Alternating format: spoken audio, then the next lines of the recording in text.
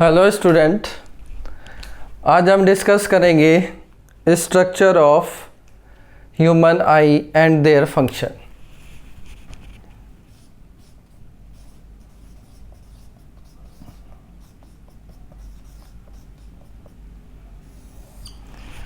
देखिए, जैसे डायग्राम में दिख रहा है, ये हमारी ऑलमोस्ट राउंडेड स्ट्रक्चर है और इसमें बेसिकली अगर हम देखें जो आई का पार्ट हमें दिखाई देता है वो 1/6 पार्ट होता है और रिमेनिंग पार्ट हमारे आई सॉकेट में होता है।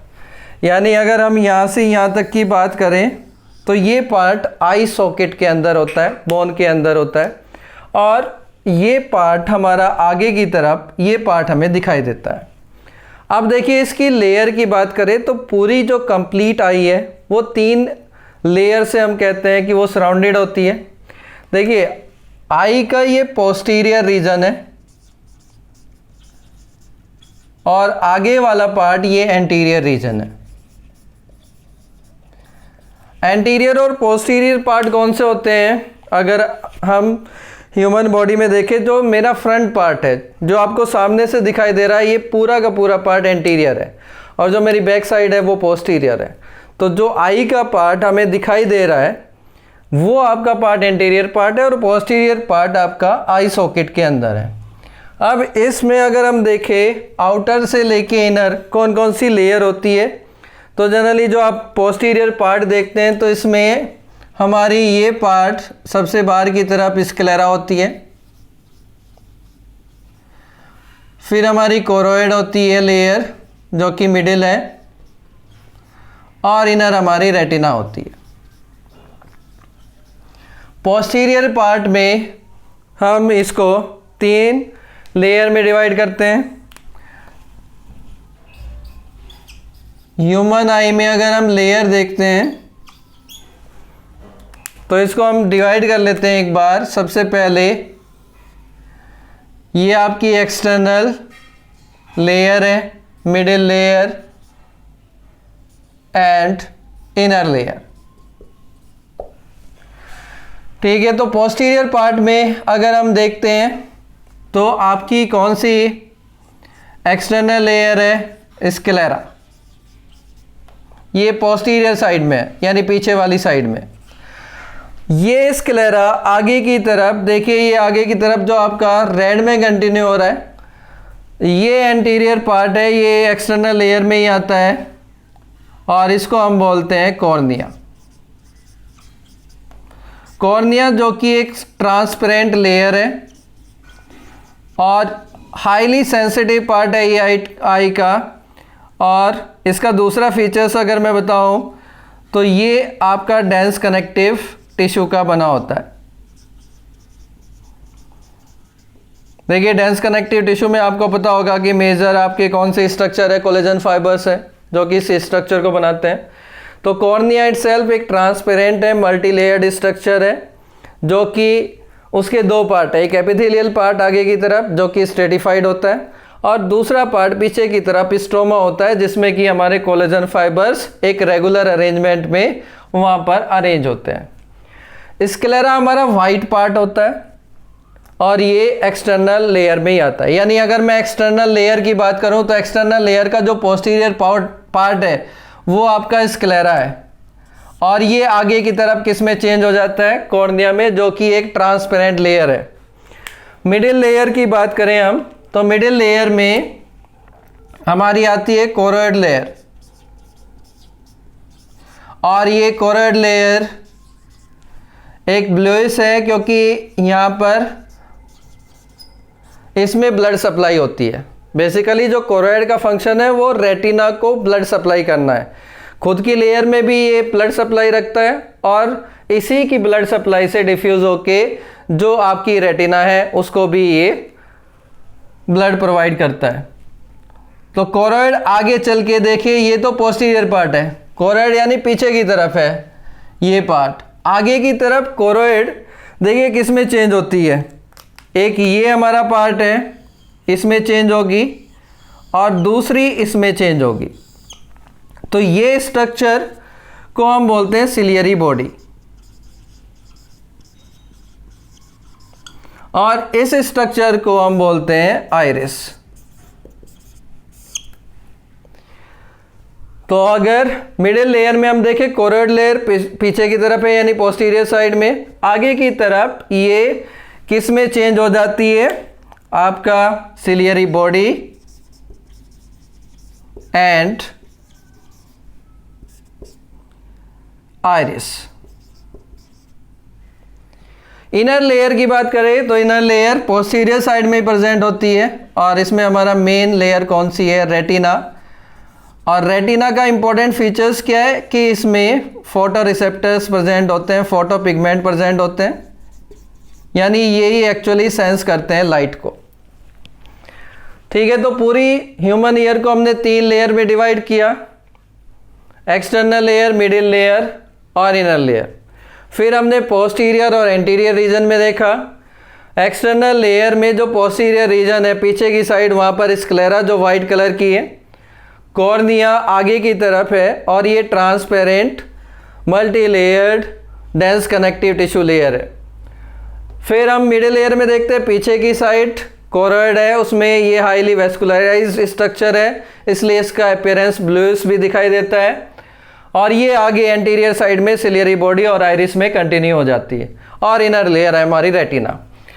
अब देखिए यहाँ पर आपको ये जो पार्ट है ये स्पेस होता है और इस स्पेस में ना एक फ्लूइड होता है, जेली लाइक सब्सटेंस होता है।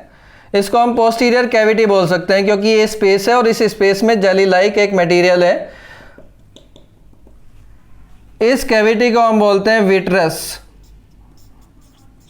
या हम इसको पोस्टीरियर कैविटी बोलते हैं, जिसमें कि विट्रस ह्यूमर होता है।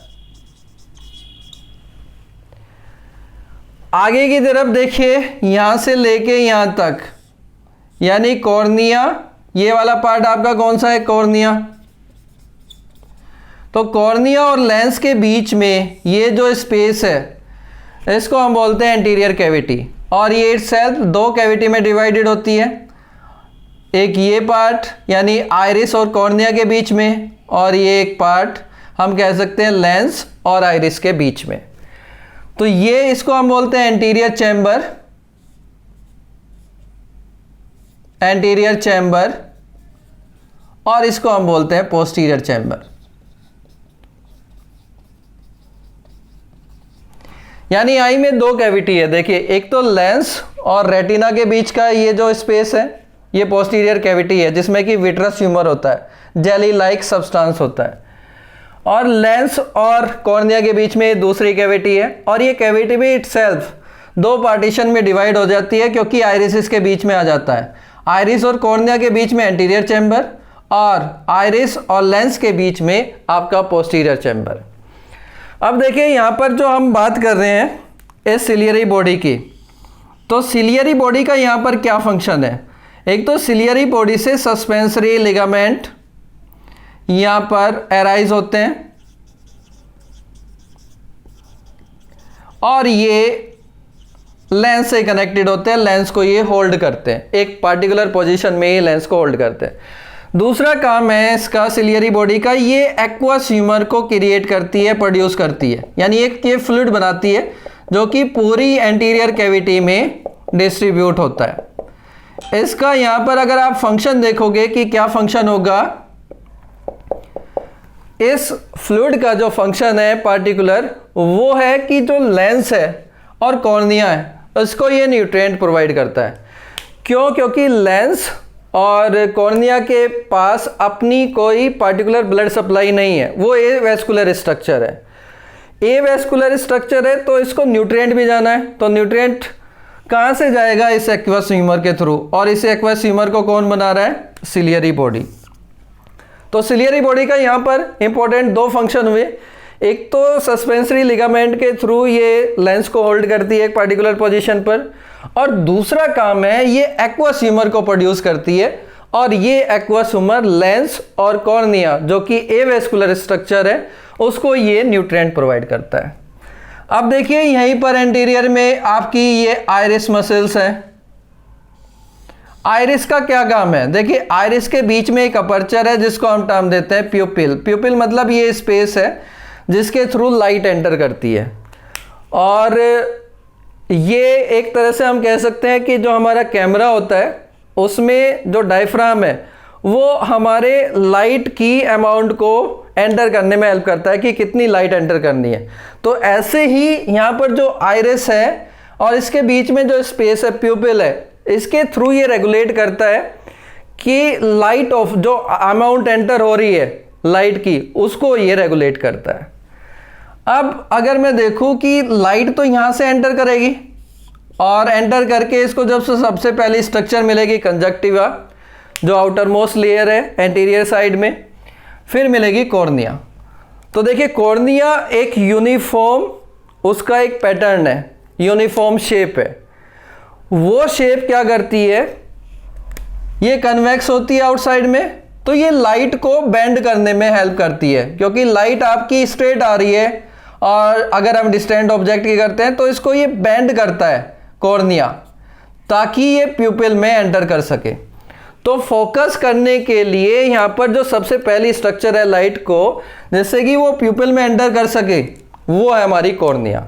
और कॉर्निया का जो रिफ्रैक्शन होता है वो मैक्सिमम रिफ्रैक्शन होता है, मतलब अगर हम लेंस के कंपैरिजन में बात करें, फिर ये रेज आएगी किसके पास, लेंस के पास, और लेंस इसको फिर फोकस करेगा एक पार्टिकुलर हमारे एरिया में जहाँ पर की इमेज फॉर्मेशन होगा।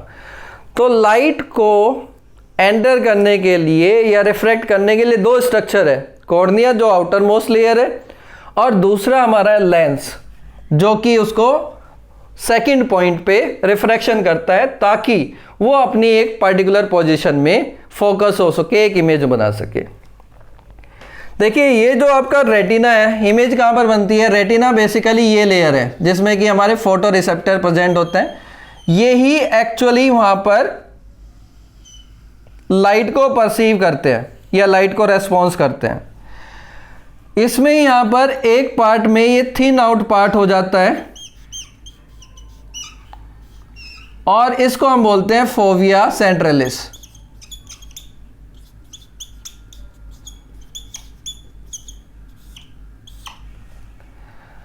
अब पहले मैं बता दूं कि जो रेटिना है उस पर दो टाइप के रिसेप्टर्स हैं आपके, एक है रोड्स और दूसरे हैं कॉन्स। रोड्स का जनरली जो नंबर होता है वो 120 मिलियंस होते हैं और कॉन्स 6 मिलियन के अराउंड होता है। यानी पूरी अगर मैं एंटायर इस रेटिना पे देखूं तो सबसे ज़्यादा आपके रोड्स होते हैं, कॉन्स का नंबर बहुत कम होता है। और कॉन्स जनरली जो आपका ये फोविया सेंट्रलिस है, ये पार्ट थिन पार्ट है और ये सराउंडेड होता है एक येलो पार्ट से। इस सेंटर पार्ट को हम बोलते हैं फोविया सेंट्रलिस, और इस फोविया सेंट्रलिस में हमारा जो कॉन्स है वो मेनली डिस्ट्रीब्यूटेड होते हैं, बाकी जो रिमेनिंग पार्ट है उसमें हमारे रोड्स डिस्ट्रीब्यूट होते हैं। तो अगर मैं फोकस की बात करूं, इमेज की बात करूं, तो इमेज कहां पर बनेगा, ये जो आपका फोविया सेंट्रलिस पार्ट है, क्योंकि जो एक्चुअल एक्विटी है, एक्विटी का मतलब जहां पर शार्प इमेज बनती है, वो फोविया सेंट्रलिस पे बनती है। और इस फोविया सेंट्रलिस में हमारा कौन सा फोटो रिसेप्टर है, मेनली कॉन्स। तो कॉन्स यहां पर रेस्पॉन्सिबल है विजन एक्विटी के लिए, यानी जो एक्चुअल इमेज है वो आपकी फोविया सेंट्रलिस पे बनेगी। ठीक है, अब इसमें हम आगे चलते हैं और वन बाय वन एक एक स्ट्रक्चर के हम यहां पर फंक्शन देखते हैं जो इंपॉर्टेंट स्ट्रक्चर है। देखिए आइरिस की अगर मैं बात करूं, आइरिस, तो आइरिस एक पिगमेंटेड स्ट्रक्चर है और ये पिगमेंट ही यहां पर हमें आई का डिफरेंट कलर के लिए रेस्पॉन्सिबल होता है।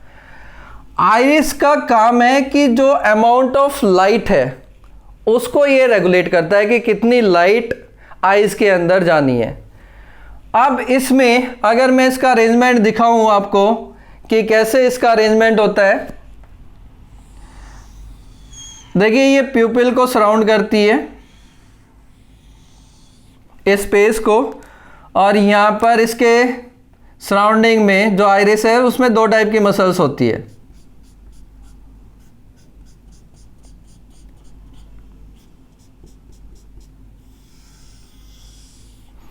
ये है यहाँ पर जो रेड में दिखाया है, ये सर्कुलर मसल्स है,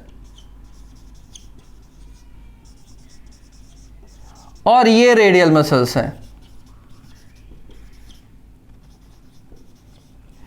यानी आइरिस में दो टाइप का अरेंजमेंट है मसल्स का, अंदर की तरफ सर्कुलर है और बाहर की तरफ रेडियल है। देखिए अगर मैं बात करूं पैरासिम्पैथेटिक नर्वस सिस्टम की, तो पैरासिम्पैथेटिक नर्वस सिस्टम हमारा क्या करता है,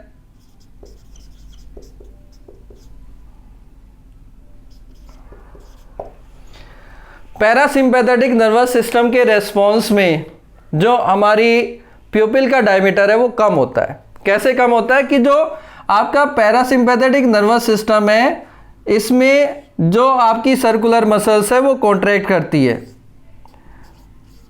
सर्कुलर मसल्स कॉन्ट्रैक्ट, और कॉन्ट्रैक्ट करने से यहाँ पर जो डायमीटर है वो प्यूपिल का कम हो जाता है।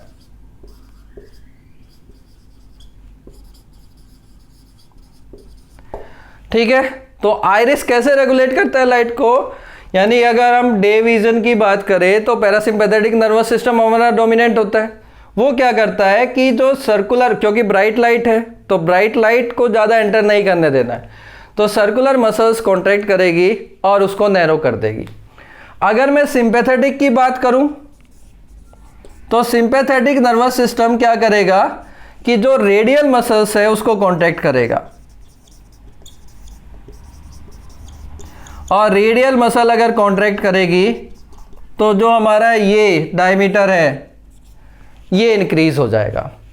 यानी सिंपैथेटिक नर्वस सिस्टम इस जो प्यूपिल है उसका डायमीटर इंक्रीज कर देता है और पैरासिम्पैथेटिक नर्वस सिस्टम कम कर देता है। तो आइरिस का एक्चुअल फंक्शन क्या हुआ कि ये रेगुलेट करता है। क्या रेगुलेट कर रहा है ये रेगुलेट कर रहा है amount of entering light. Day vision क्योंकि ब्राइट है तो ये इसको आपका नैरो कर देगा जिससे कम लाइट एंटर करे, और रात के टाइम पे जो कि लाइट इंटेंसिटी कम है तो और लाइट कम है तो उसको ये ब्रॉड कर देगा या वाइडन कर देगा जिससे कि ज़्यादा से ज़्यादा लाइट वहाँ पर एंटर करे। ठीक है, अब मैं कॉर्निया का फंक्शन बता ही चुका हूँ कि कॉर्निया क्या कर रही है कि जो आपकी स्ट्रेट लाइट आ रही है डिस्टेंट ऑब्जेक्ट से या पास वाले ऑब्जेक्ट से, उसको ये रिफ्रैक्ट करती है जैसे कि वो प्यूपिल में एंटर कर सके। अब यहाँ पर जो सबसे इंपॉर्टेंट पार्ट आता है या प्रोसेस आता है वो है एकोमोडेशन।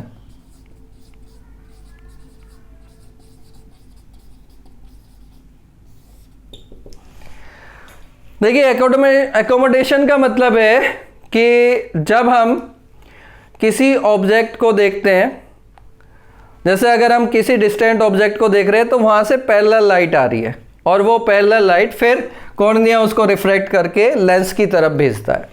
ठीक है, लेकिन अगर पास की चीज़ें देखनी है तो पास की चीज़ें देखने के लिए आपका जो यहाँ पर सपोज ये आपकी लेंस है तो पास की चीज़ से लाइट ज़्यादा डाइवर्टेड होगी, डाइवर्जेंट रेज आएगी, तो उसको हमें कहाँ पर फोकस करना है, रेटिना के पास।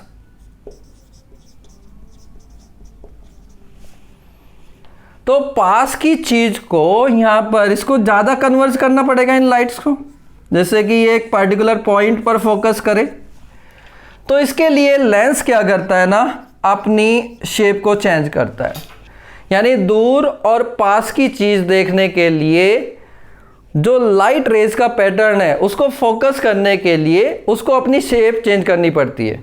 तो अगर पास की चीज़ है तो वो कन्वर्ज करता है, मतलब ज़्यादा कन्वर्ज करना पड़ेगा उसको रेटिना पे जिससे एक पर्टिकुलर इमेज एक पर्टिकुलर पॉइंट पर बन जाए। अगर दूर की चीज़ है तो इसको रिलैक्स करना पड़ेगा। तो कौन सी स्ट्रक्चर है जो इसकी शेप को चेंज करती है वही मैं यहाँ पर एक्सप्लेन कर रहा हूँ। देखिए कैसे इसकी शेप चेंज होती है, अकोमोडेशन कैसे होता है। सपोज ये आपका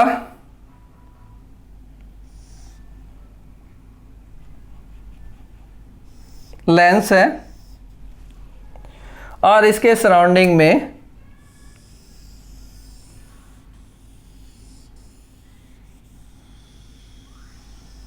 सिलियरी मसल्स है। सिलियरी मसल्स इसको कंप्लीटली सराउंड करती है, जैसे हम डायग्राम में दिखाते हैं ऐसा नहीं होता, और इससे यहाँ पर सस्पेंसरी लिगामेंट इसको कनेक्ट करते हैं।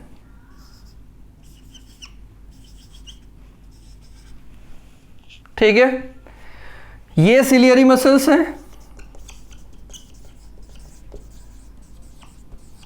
और ये आपका लेंस है और ये सस्पेंसरी लिगामेंट है।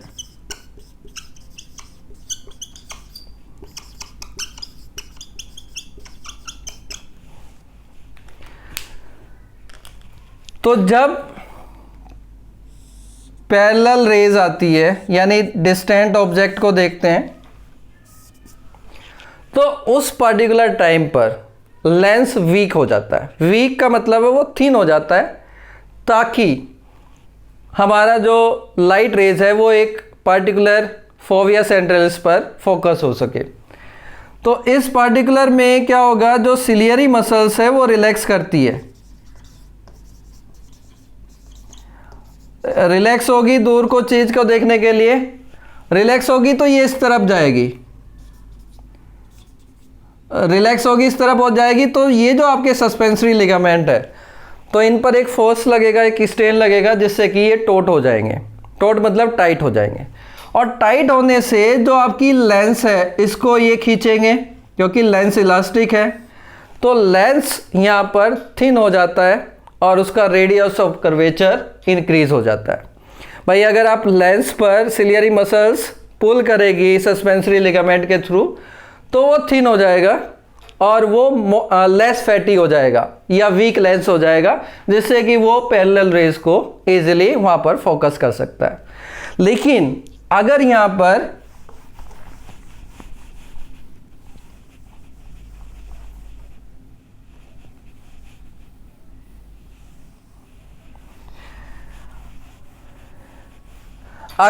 पर आप देख रहे हो डिस्टेंस ऑब्जेक्ट को नहीं, आप पास वाले ऑब्जेक्ट को देख रहे हो, तो इससे जो आपकी मोर डाइवर्जेंट लाइट आएगी,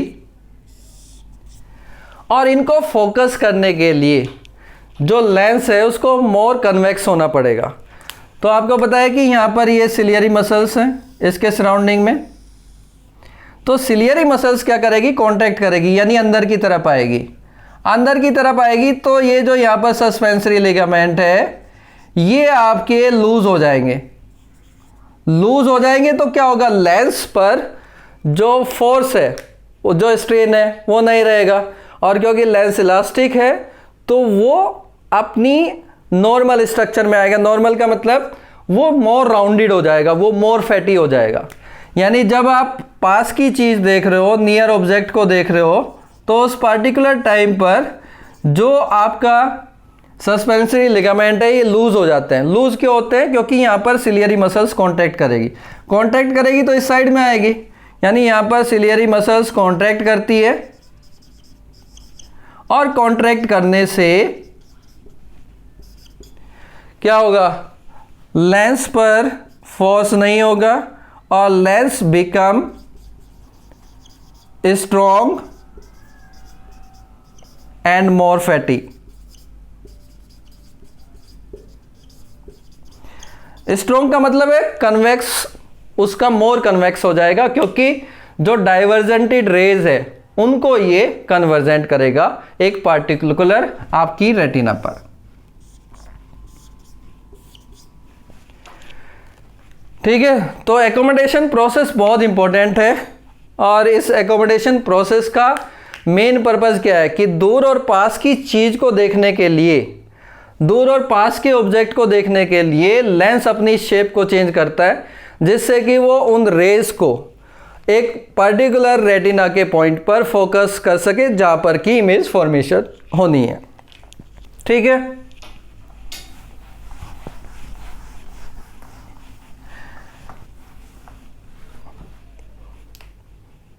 देखिए यहाँ पर जो आपका बेसिकली नर्व्स इसमें एंटर करती है या एग्जिट करती हैं यहाँ से। ये कौन सी होती है? Optic nerve. तो जहाँ पर जिस पार्टिकुलर पॉइंट पर ये एग्जिट करती है वहाँ पर कोई रिसेप्टर नहीं होगा। जहाँ पर ऑप्टिक नर्व रेटिना के जिस पोर्शन के थ्रू जाएगी तो वहाँ पर कोई रिसेप्टर नहीं होगा, इसलिए इसको हम बोलते हैं ब्लाइंड स्पॉट, क्योंकि यहाँ पर कोई भी रिसेप्टर्स नहीं है। अब मैं इसमें आगे एक्सप्लेन करूँगा आपको। मोस्ट ऑफ फंक्शन तो हम इसके एक्सप्लेन कर चुके हैं। अब जो इसमें मोस्ट इम्पॉर्टेंट फंक्शन है वो है कि फोटो रिसेप्टर कैसे एक्ट करते हैं या रेटिना की कैसी क्या स्ट्रक्चर है। तो पहले मैं एक बार रेटिना की स्ट्रक्चर बता देता हूँ और उसके बाद मैं एक्सप्लेन करता हूँ कि कैसे रेटिना के ऊपर जो फोटो रिसेप्टर है वो आपके विजुअल प्रोसेस को कैसे कंट्रोल करते हैं या कैसे हमारा प्रोसेस होता है। देखिए, रेटिना को अगर हम आउटर साइड में देखें,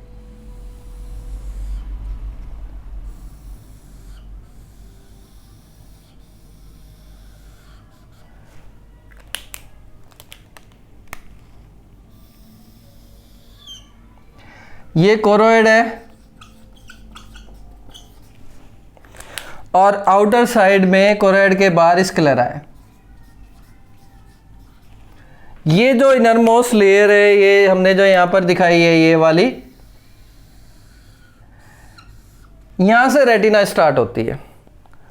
मतलब जो रेटिना है उसमें डिफरेंट लेयर्स है। तो अब हम यहां से स्टार्ट करते हैं।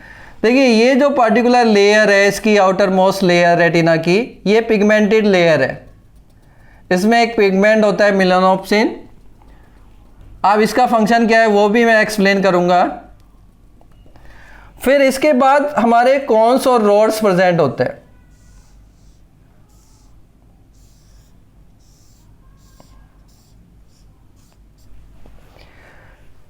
ये हमारी रोड्स है और कॉन्स।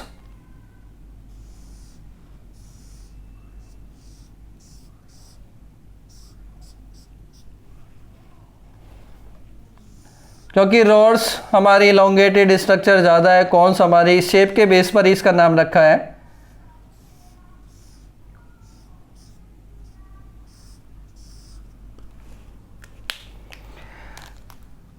तो सबसे पहली लेयर सबसे आउटर साइड में कौन सी हुई आपकी? अगर रेटिना में देखते हैं, पिगमेंटेड लेयर। ये पिगमेंटेड लेयर।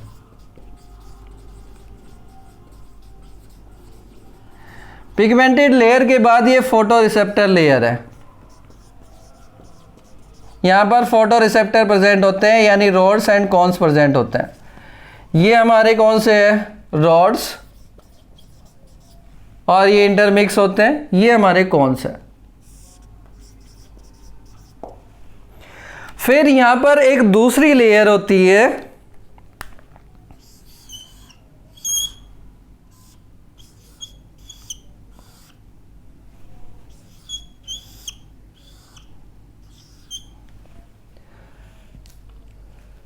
उसके बाद फिर तीसरी लेयर होती है हमारी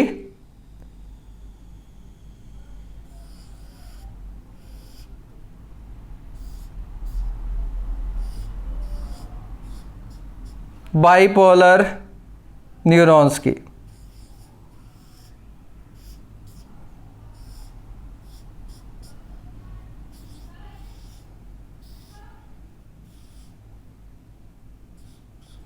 इसको हम बोलते हैं हॉरिजॉन्टल सेल लेयर।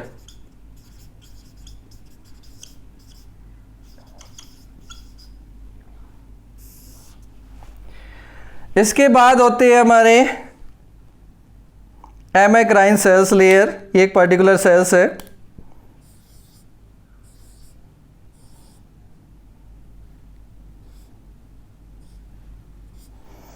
और फिर होते हैं हमारे लेयर, लास्ट वाली लेयर जिसे हम बोलते हैं गैंग्लियोनिक सेल लेयर।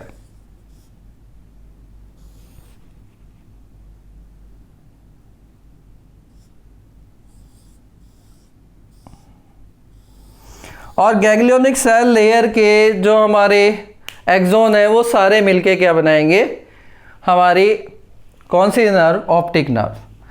तो इसमें सबसे बाहर की तरफ हमारी पिगमेंट लेयर है, फिर फोटो रिसेप्टर है, फिर हमारे क्या है हॉरिजॉन्टल सेल लेयर है, फिर बाइपोलर लेयर है क्योंकि इसमें बाइपोलर न्यूरॉन्स होते हैं, और फिर लास्ट की हमारी गैंग्लियोनिक सेल लेयर।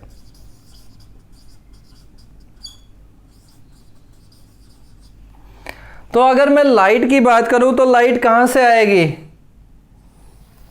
लाइट कहां से एंटर करेगी, लाइट करेगी, ये हमारा कौन सा आइज का, ये अगर मैं बात करूं तो ये बैक साइड है। अगर आप सामने से देखोगे तो ये बैक साइड है, और ये अगर आप आगे से देखोगे तो ये फ्रंट साइड है। तो लाइट कैसे एंटर करेगी, यहां से एंटर करेगी और ये सारी लेयर को क्रॉस करते हुए कहां पर जाएगी, फोटो रिसेप्टर्स सेल लेयर में, क्योंकि बेसिकली जो आपकी फोटो रिसेप्टर सेल लेयर है वही लाइट को परसीव करेगी, उसी के पास कैपेबिलिटी है, उसी के पास ऐसे फोटो रिसेप्टर्स है जो कि लाइट को एब्जॉर्ब कर सकते हैं और वहां पर एक पोटेंशियल डेवलप कर सकते हैं। लेकिन लाइट गैंग्लियोनिक सेल, बाइपोलर और डिफरेंट लेयर को क्रॉस करते हुए फाइनली किसके पास जाएगी, हमारे फोटो रिसेप्टर्स के, और फोटो रिसेप्टर्स से जो आपकी रेडिएशन इसके ऊपर नहीं आएगी वो यहाँ पर फाइनली ये जो पिगमेंट लेयर है इसको ये एब्जॉर्ब कर लेगी। तो पिगमेंट लेयर का मतलब है जो अनवांटेड रेज है उनको वो एब्जॉर्ब कर लेती है, जिससे कि हमारा जो विजन प्रोसेस है, जो हमारा शार्पेड विजन है वो डिस्टर्ब ना हो। यानी हम कह सकते हैं कि स्कैटरिंग ऑफ लाइट रोकता है। अगर मैं स्कैटरिंग ऑफ लाइट की बात करूं तो आपकी दो लेयर है जो कि वहां पर रोकती है, एक रेटिना की outer most layer pigmented layer, और दूसरी हमारी जो कोरोइड है उसमें भी पिगमेंट होता है मेलानोप्सिन, वो भी क्या करता है वहां पर उन लाइट को, स्कैटर्ड लाइट को, जो अनवांटेड लाइट है उसको एब्जॉर्ब करता है। ठीक है, तो ये स्ट्रक्चर ऑफ रेटिना में हमारी क्या हुई, सबसे बाहर की तरफ यानी टूवर्ड्स कोरोइड लेयर हमारी कौन सी है, पिगमेंटेड लेयर, फिर फोटो रिसेप्टर्स, फिर हॉरिजॉन्टल सेल लेयर, फिर बाइपोलर सेल लेयर, फिर एमेक्राइन सेल लेयर, और फिर हमारी कौन सी है, गैंग्लियोनिक सेल लेयर। तो ये तो हुई हमारी स्ट्रक्चर ऑफ रेटिना। अब हम देखते हैं इसमें कि हमारे जो यहाँ पर फिगमेंट है, या हम रोड्स या कॉन्स की स्ट्रक्चर देखें और वो कैसे लाइट के रेस्पॉन्स में काम करती है, वो हम इसका फंक्शन देख लेते हैं कि कैसे विजुअल प्रोसेस यहाँ पर होता है।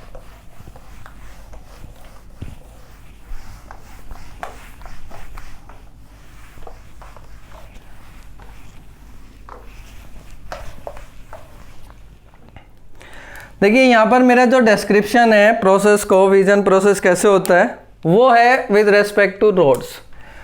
मैं यहाँ पर रोड्स के बारे में एक्सप्लेन कर रहा हूँ, और रोड्स आपकी कौन से विजन में हेल्प करती है, नाइट विजन में।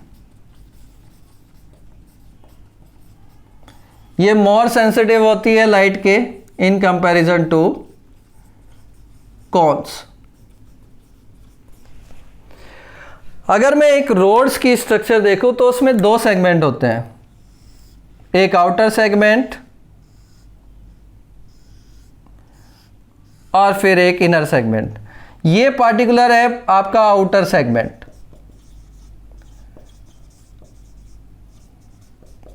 और ये पार्टिकुलर है आपका इनर सेगमेंट, जहां पर की मेटाबॉलिक मशीनरी होती है। यहाँ पर न्यूक्लियस होगा, माइटोकॉन्ड्रिया होगा, और जो आउटर सेगमेंट है उस आउटर सेगमेंट में यहाँ पर डिस्क लाइक स्ट्रक्चर सैक की फॉर्म में अरेंज होती है, और इन डिस्क लाइक स्ट्रक्चर के अंदर हमारा फोटो पिगमेंट होता है जिसे हम बोलते हैं रोडोप्सिन। तो अगर रोड्स के अंदर देखो तो दो सेगमेंट है, outer segment, inner segment. Outer segment में क्या है, जो एक्चुअल में पिगमेंट है रोडोप्सिन, जो लाइट को एब्जॉर्ब करता है, वो प्रेजेंट होता है। इनर सेगमेंट में माइटोकॉन्ड्रिया, न्यूक्लियस, जो कि इसकी मेटाबॉलिक मशीनरी है, जनरली वो प्रेजेंट होती है। अब देखिए कि कैसे, मैंने बताया कि ये डार्क के लिए रेस्पॉन्सिबल है, डार्क विजन के लिए हमारे रेस्पॉन्सिबल है। तो डार्क विजन में ये कैसे प्रोसेस करता है वो मैं अब एक्सप्लेन कर रहा हूँ।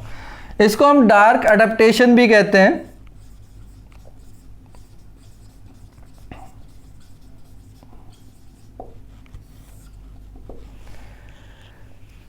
देखिए, अगर मैं रोडोप्सिन की बात करूं तो रोडोप्सिन के अंदर दो कंपोनेंट है।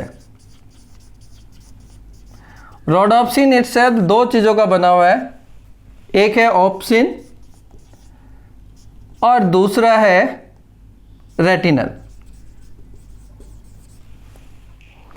ऑप्सिन एक प्रोटीन पार्ट है इसका और रेटिनल एक पिगमेंट पार्ट है। प्रोटीन पार्ट का अलग फंक्शन है, पिगमेंट का अलग फंक्शन है। अगर पिगमेंट की बेसिकली दो फॉर्म है यहाँ पर। अगर रोडोप्सिन एक कंबाइंड स्ट्रक्चर है जिसमें कि ऑप्सिन और रेटिनल आपस में एक पार्टिकुलर कन्फर्मेशन में जुड़े हुए हैं, तो यहाँ पर जो इसका कन्फर्मेशन होता है वो 11 सिस होता है। यानी 11 कोई स्ट्रक्चर होगी, कोई एटम होगा, कार्बन होगा, जिस पे कि सिस पोजीशन में एटम अरेंज होंगे। तो ये रोडोप्सिन अगर एक कंबाइंड स्ट्रक्चर है तो उसमें ऑप्सिन और रेटिनल 11 सिस पोजीशन में है और ये पिगमेंट पार्ट है। ये ही लाइट एब्जॉर्ब करता है।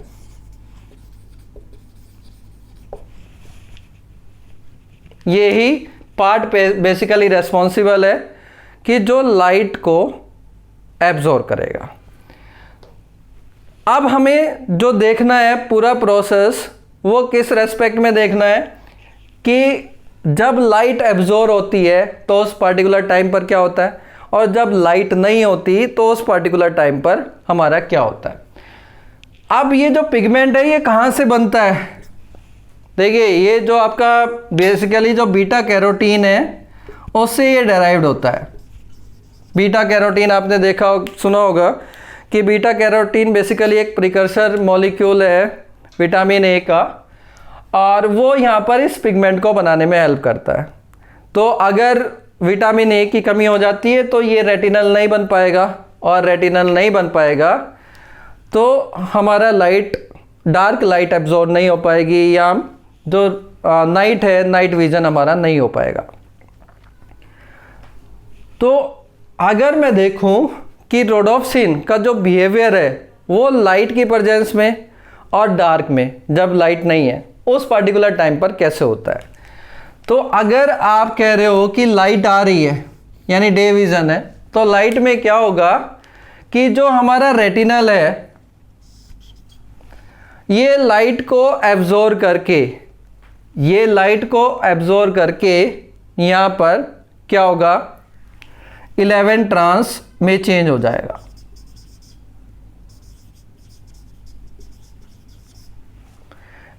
ट्रांस रेटिनल में, यानी ये अब हम बात कर रहे हैं कि जब जैसे ही लाइट आती है डे में, तो लाइट आने के उस पर्टिकुलर टाइम पर डार्क में हम देखें तो ये दोनों कंबाइंड है, जिसमें कि रेटिनल 11 सिस फॉर्म में। लेकिन जैसे ही डे स्टार्ट होता है यानी लाइट यहाँ पर आएगी, तो ये रेटिनल ना लाइट को एब्जॉर्ब करके अपने दूसरे कन्फर्मेशन में जाता है, जिसे हम बोलते हैं 11 ट्रांस रेटिनल। ये कन्फर्मेशन चेंज होने से जो रेटिनल है वो ऑप्सिन से अलग हो जाता है। यानी जो अब यहाँ पर ये दोनों अलग हो जाएंगे, ऑप्सिन एंड रेटिनल। रेटिनल की कौन सी है ये यहाँ पर, अब ये ट्रांसफॉर्म में चेंज हो चुका है। ठीक है, अब मैं यहाँ पर इसको आगे कंटिन्यू करता हूँ।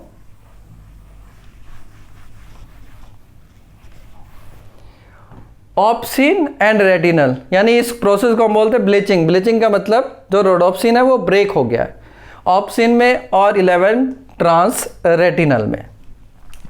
ऑप्सिन अब क्या करता है, देखिए ये प्रोसेस कहाँ हो रहा है, आउटर सेगमेंट में। जो मैंने अभी स्ट्रक्चर दिखाई, भाई पिगमेंट हमारा वहीं पर है, ये पूरा प्रोसेस वहीं पर हो रहा है।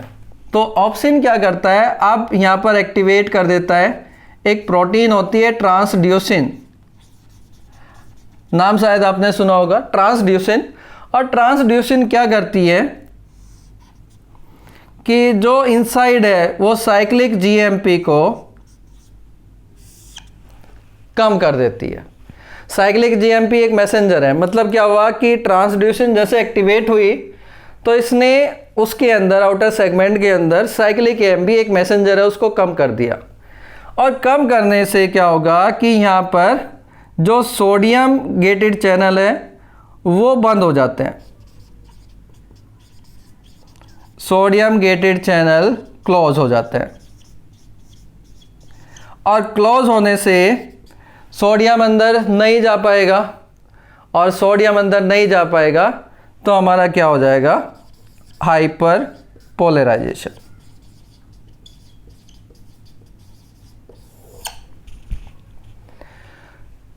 आप कब ये प्रोसेस मैं कब बता रहा हूं, डे की बात कर रहा हूं कि डे में रोडोप्सिन का कैसा बिहेवियर है। जैसे ही लाइट एब्जॉर्ब करता है रेटिनल पार्ट जो कि 11 सिस पोजीशन में होता है या कन्फर्मेशन में होता है, वो एब्जॉर्ब करके अपने आप को 11 ट्रांस रेटिनल में चेंज कर लेता है। इस चेंज होने से जो ऑप्सिन है उसकी स्ट्रक्चर में चेंज होता है और दोनों सेपरेट हो जाते हैं।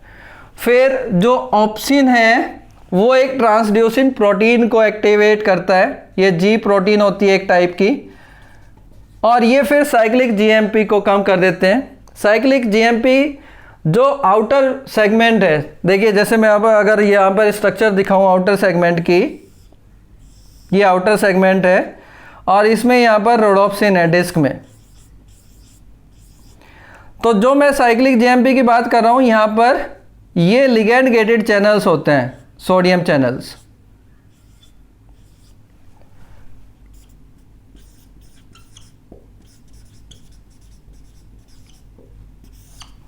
तो डार्क में जो साइक्लिक जीएमपी है वो ज़्यादा होता है और वो इन चैनल को ओपन करके रखता है। लेकिन जब साइक्लिक जीएमपी कम हो जाएगा तो वो इन चैनलों के साथ बाइंड नहीं हो पाएगा और ये चैनल ओपन हो जाएंगे। ओपन हो जाएंगे तो क्या होगा, सोडियम अंदर मूव कर जाएगा, और सोडियम अंदर मूव कर जाएगा तो क्या होगा हमारा,